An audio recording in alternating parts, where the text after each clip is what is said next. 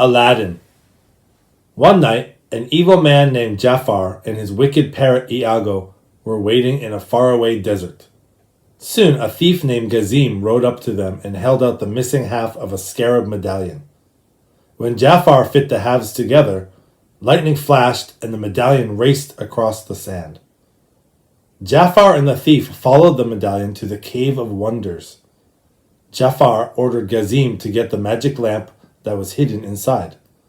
But when the thief entered, he was eaten by the tiger head entrance. Then the tiger head spoke, "Only one who is worthy may enter here." The next morning, a poor young man named Aladdin and his monkey Abu were walking through the marketplace of Agrabah. Suddenly Aladdin noticed a pretty young woman.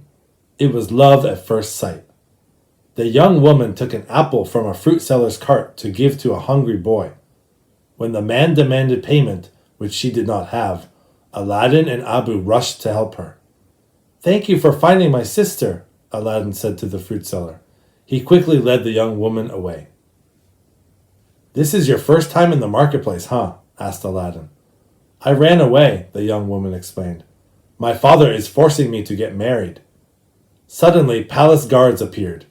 They arrested Aladdin under orders from Jafar, the Sultan's advisor. The young woman demanded that they release him. She was really Princess Jasmine, the Sultan's daughter. Princess Jasmine returned to the palace and ordered Jafar to release Aladdin. Jafar told her it was too late. The young man had been killed. But Aladdin was not dead. Jafar had learned that Aladdin was the only person worthy to enter the Cave of Wonders. Aladdin could bring the magic lamp to Jafar. Jafar took Aladdin to the Cave of Wonders. "Proceed," said the tiger head.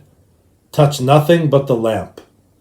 Aladdin and Abu gasped when they saw all the gold and jewels in the cavern. They even found a magic carpet. But just as Aladdin spotted the magic lamp, Abu touched a huge, glittering jewel. With a loud rumble, the cave began to collapse. Aladdin and Abu were trapped. But Abu still had the magic lamp. Aladdin took the old lamp and tried to rub off some of the dust. Poof! In a flash of swirling smoke, a gigantic genie appeared. "You're a lot smaller than my last master," he said to Aladdin. The genie whisked them off all out of the cave on the magic carpet. Then he told Aladdin that he had 3 wishes. Aladdin asked the genie what he would wish for. The genie replied, "I would wish for freedom." So Aladdin promised to use his 3rd wish to set the genie free. But his first wish was to be a prince, so that he could marry Princess Jasmine. Meanwhile, at the palace, Jafar used his serpent staff to hypnotize the Sultan. The poor Sultan was about to agree that Jafar could marry Jasmine. Suddenly, they heard the sounds of the parade. The spell was broken. The Sultan rushed to the balcony in time to see the arrival of a grand prince. It was Aladdin. Aladdin entered the throne room. "Your Majesty," he said, bowing to the Sultan, "I am Prince Ali Ababa. I have come to seek your daughter's hand in marriage." The Sultan was thrilled. The law stated that Jasmine must marry a prince before her next birthday, which was only days away. But the princess did not want to marry Prince Ali. She was not in love with him. Prince Ali offered the princess a ride on his magic carpet, hoping to win her love. During the magical journey, Princess Jasmine realized that Prince Ali was the young man who had helped her in the marketplace. That starry night, Aladdin and Prince Jasmine fell in love. Jafar didn't want anyone else to marry Jasmine and foil his evil plans. He was so angry that he had Prince Ali captured and thrown into the sea. Luckily, Aladdin had the magic lamp with him. He summoned the genie and asked for his 2nd wish, to save his life. The genie quickly transported Aladdin back to the palace in Agrabah. Jafar was determined to marry Princess Jasmine. "I will never marry you, Jafar," cried Jasmine. "I choose Prince Ali." but the Sultan was under Jafar's spell, and he ordered his daughter to marry Jafar. Suddenly, Aladdin burst into the throne room and smashed Jafar's serpent staff. "He's been controlling you with this, your highness," said Aladdin. Immediately the spell was broken. "Traitor!" shouted the Sultan. "Guards, arrest Jafar!" But before they could capture him, Jafar escaped to his secret laboratory. As Jafar fled, he noticed that Prince Ali was carrying the magic lamp. The prince was really Aladdin. Jafar ordered his parrot to steal the lamp. When Iago returned, Jafar made the genie appear. "I wish to be Sultan," he demanded. The moment had come for the Sultan to announce the wedding of Princess Jasmine and Prince Ali Ababwa. A cheering crowd had gathered in front of the palace. Suddenly Jafar appeared, in the Sultan's robes. The crowd gasped. "Genie, what have you done?" Aladdin shouted. "Sorry, kid," the genie said sadly. "I've got a new master now." Then Jafar made his second wish, to be the most powerful sorcerer in the world. Jafar the sorcerer lost no time turning Prince Ali back into Aladdin. "Jasmine, I'm sorry," cried Aladdin. "I'm not a prince. I can't marry you." Finally, Jafar banished Aladdin to the ends of the earth. When Aladdin found himself 1,000,000 miles from nowhere, he was glad that Abu and the magic carpet were still with him.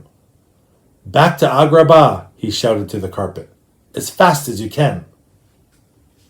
Jafar was in the throne room enjoying his newfound power when Aladdin appeared. "How many times do I have to destroy you, boy?" he roared. "You cowardly snake," Aladdin shouted. "Snake?" snarled Jafar. With a loud hiss, he turned himself into a giant cobra. Looking up at the power-hungry Jafar, Aladdin got an idea. "The genie has more power than you'll ever have," he jeered. "Yes," hissed Jafar. "You're right. I'm ready to make my third wish. I wish to be a genie." The moment Jafar turned into a genie, Aladdin smiled. Jafar had forgotten that a genie must live in a lamp. In an instant, he and Iago disappeared inside their own magic lamp. They were gone for good. The Sultan was overjoyed. That very day, he changed the law so that Jasmine could marry any man she chose. And she chose Aladdin.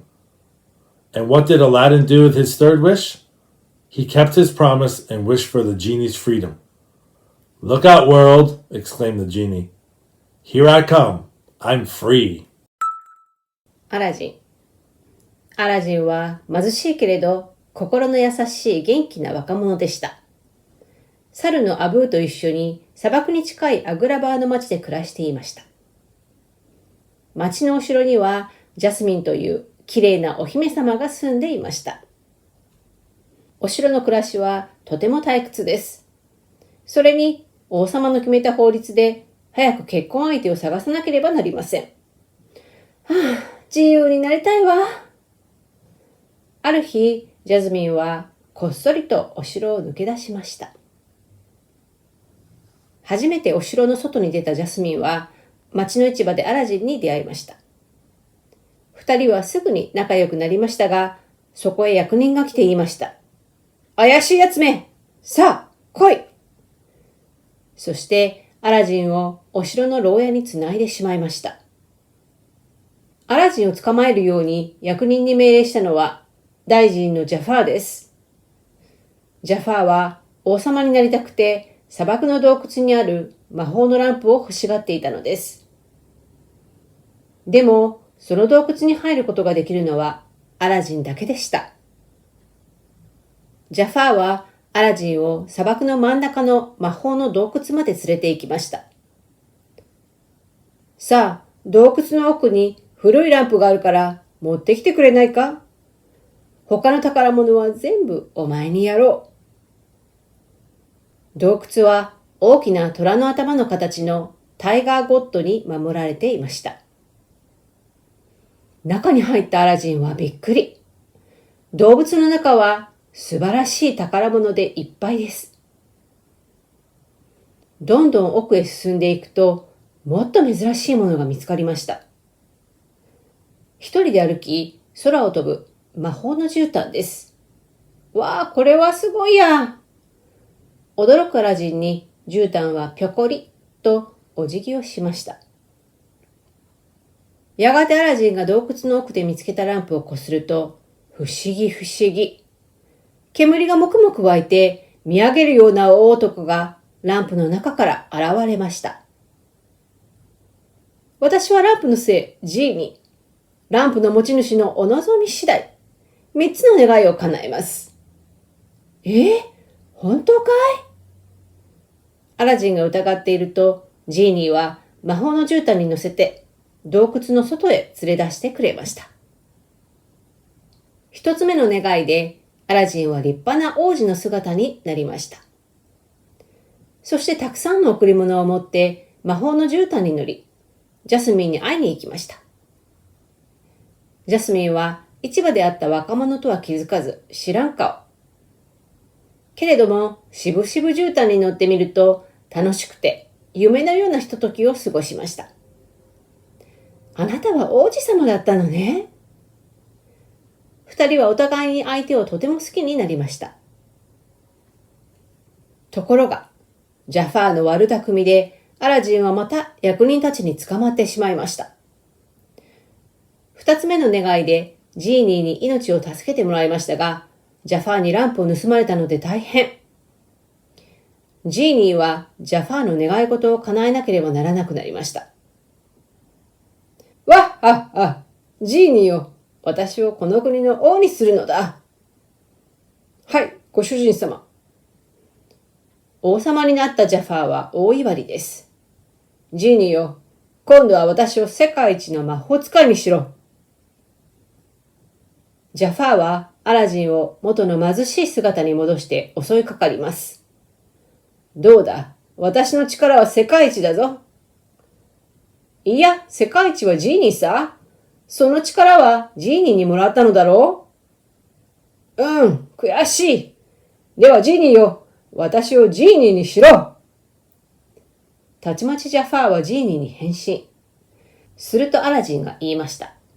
やーい、僕の勝ちだ。ジーニーならこのランプに入っていろ。そしてジャファーはランプに吸い込まれて消えてしまいました。そこでアラジンはジーニーに言いました。では、3つ目の願い事を言うよ。ジーニー、僕は君を自由にしてあげたいんだ。本当に？ありがとう、アラジン。自由ってなんて素敵だろう。ジーニーは大喜びで世界旅行に旅立ちました。アラジン、あなたには勇気があるのね。このままのあなたが大好きよ。ジャスミンは愛する人を花婿に決めました。アラジンはジャスミンと結婚して本当の王子になり、いつまでも幸せに暮らしました。